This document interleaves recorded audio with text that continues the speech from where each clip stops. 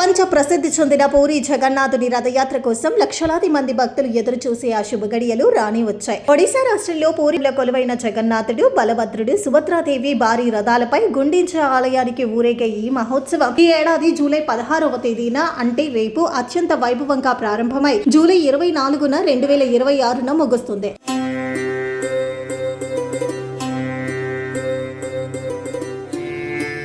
ప్రతి ఏడాది పూరి జగన్నాథ యాత్ర ఆషాఢ మాసం 2వ రోజు అనగా శుక్లపక్షం విదియ రోజున ప్రారంభమవుతుంది. జగన్నాథ స్వామి ఆలయం నుంచి స్వామివారికి, బలరాముడికి, వారి సోదరి సుభద్రకు ప్రతి ఏటా కొత్త రథాలను సాల్, వేప, సింబల్, దౌరా అనే చెట్ల కలపను మాత్రమే ఉపయోగించి తయారు చేస్తారు. ఇక అత్యంత సుందరంగా తయారు చేయబడిన భారీ రథాలపై జగన్నాథుడు తన అన్నయ్య బలభద్రుడు, చెల్లెలు సుభద్రాదేవితో కలిసి తన మేనత్త ఇంటిగా భావించే గుండించ ఆలయానికి వెళ్తాడు. అయితే పూరిలోని ఈ రహస్యమయమైన ఈ ఆలయానికి 4వ ప్రధాన ప్రవేశ ద్వారాలు ఉంటాయి. అవి సింహద్వారం, అశ్వద్వారం, వాఘ్రద్వారం, హస్తిద్వారం. ఇక రథయాత్ర రోజున జగన్నాథుడు తన అన్న చెల్లెళ్లతో కలిసి ప్రధానమైన సింహద్వారం గుండా బయటకు వచ్చి అక్కడి నుంచి గుండించ ఆలయానికి తమ ప్రయాణాన్ని ప్రారంభిస్తారు. ఇక ఎంతో పవిత్రంగా భావించే ఈ 4 వైభవోపేత ద్వారాల విశిష్టతను తెలుసుకుందాం.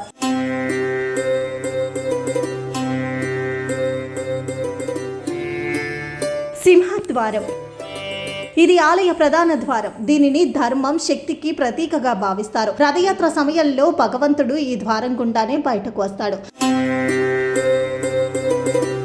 అశ్వద్వారం ఈ ద్వారంపై గుర్రాల శిల్పాలు ఉంటాయి. ఇది వీరత్వం, వేగం, కర్తవ్య నిష్ఠలకు ప్రతీకగా భావించబడుతుంది. దీనికి ఆధ్యాత్మిక ప్రాధాన్యం ఉన్నప్పటికీ రథయాత్ర ప్రధాన కార్యక్రమం ఈ ద్వారం గుండా జరగదు.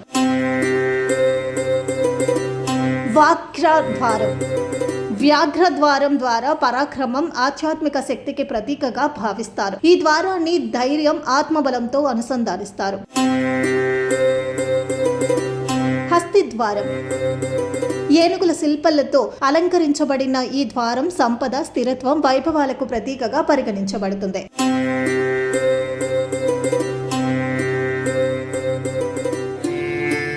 పూరి జగన్నాథుని రథయాత్ర కోసం ఒక ఆధ్యాత్మిక ఉత్సవమే కాదు, భక్తి, సంస్కృతి, సంప్రదాయాల అపూర్వ సంగమం. ఈ రోజున జగన్నాథుడు స్వయంగా తన భక్తుల మధ్యకు వచ్చి వారికి దర్శనమిస్తారు. అందుకే ఈ మహోత్సవాన్ని ప్రత్యేకంగా చూడటానికి లక్షలాది మంది భక్తులు పూరికి తరలి వస్తారు. అయితే రథయాత్ర సమయంలో భగవంతుని రథాన్ని దర్శించడం, ఆ రథానికి కట్టిన తాడును లాగడం ద్వారా విశేష పుణ్య ఫలాలు లభిస్తాయని భక్తులు ప్రగాఢంగా నమ్ముతారు.